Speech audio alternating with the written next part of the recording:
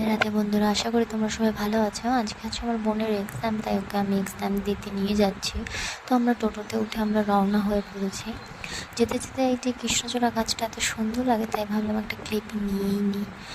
দেন আমরা ট্রেনে উঠে ট্রেনটা ছেড়ে দিয়েছি। এতটাই ভিড় ছিল সে বলার মতো নেই। সবাই আজকে স্টুডেন্টরা পরীক্ষা দিতে যাচ্ছে। নেমে এখন হাঁটবো কলেজের রাস্তায়, বেশিটা দূর না, এর জন্য আমরা হেঁটেই যাব।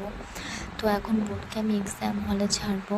তো ওর নাম্বারটা দেখছে, দেন আমি ওকে এক্সাম হলে ছেড়ে দিয়ে আমি এখানে ওয়েট করছি।